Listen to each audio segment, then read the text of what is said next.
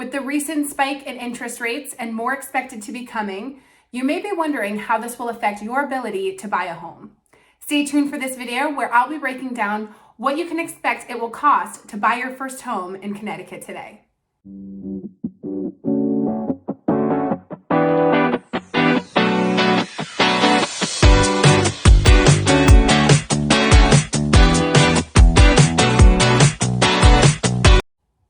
Hey guys, I'm Felicia and I'm a real estate agent that serves the greater Hartford area of Connecticut. As a recent first-time homebuyer myself, I can definitely relate to the feeling of not really knowing what to expect and not sure how to plan and what's going to cost in order to buy our first home. So I wanted to take some time to break down the costs that you can expect to have and how to prepare for them. To start off, you need to have an understanding of what you can afford to pay monthly as a mortgage payment. Now, as interest rates rise, the amount that you can afford in a home may be a lot different than what that number looked like a few months ago. So you want to make sure to be on top of that, to know what the rates are, to work with your lender to lock those in before they go up again.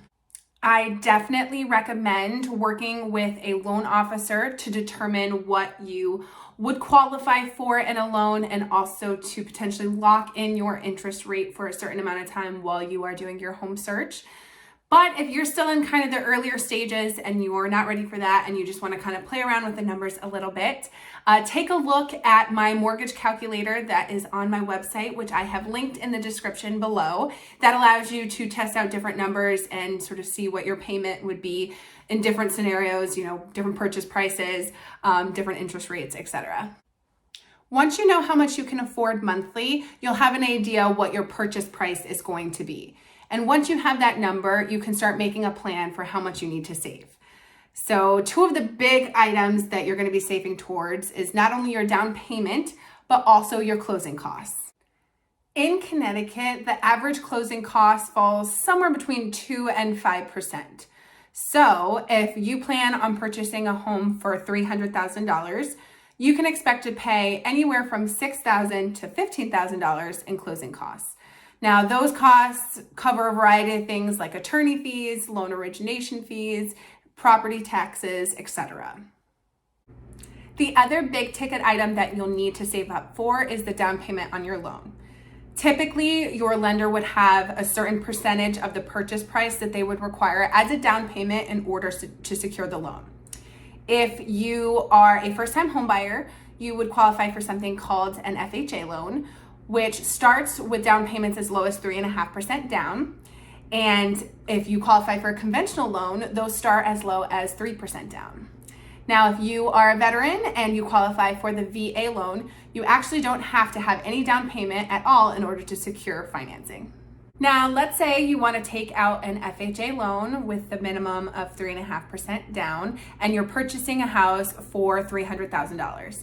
That means that you need to plan on having at least $10,500 saved up to be put towards that down payment.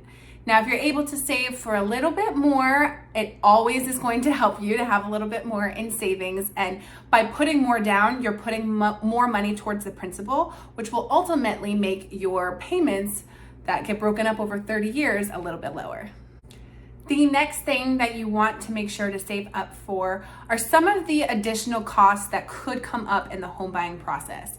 So the common ones that you can expect are inspection fees, appraisal fees. If you're doing any sort of extra inspection, like there's a septic tank that you need to have looked at, you're doing a radon test, anything like that, you want to make sure that you have money saved up for those. Each of those tests will run you a few $100s, and those can really add up depending on the situation. So it's better to have prepared for that and have enough to cover all those tests so that you're not running into problems down the road. Now, for some good news, you don't need to budget separately for real estate commissions. So in Connecticut, the way that it typically works is that a seller would pay the commission to the agent that represents them, and then they pay a portion of their commission to the buyer's agent. So you may be paying some of that commission in the total purchase price. It does get factored in when listing agents do help put a home on the market, but you don't need to plan on paying those commissions separately and having a separate pool of money for that. Now, there are some situations that are rare where a buyer does have to pay a commission to their agent directly because it wasn't factored into the purchase price.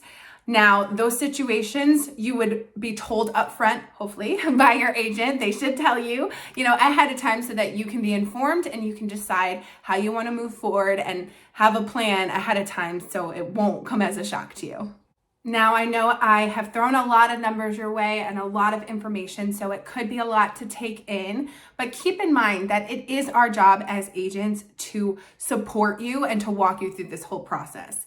So our job is to disclose any information that is relevant to the purchase of your home and to guide you through everything that we can. And if you at any point have concerns, you have a supportive person alongside you to help. So just know that. And if you have any questions after this video, I am also happy to reach out to any of you and answer your questions.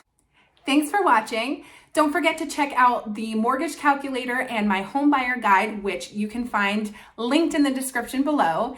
And if you're thinking about buying a home for the very first time and you want to learn more about the process in general, not just the finances, but the other stuff that you can expect to come up, check out my other video that I also have linked below, where I share my secrets to buying a home for the first time. Don't forget to subscribe, and I will see you next time.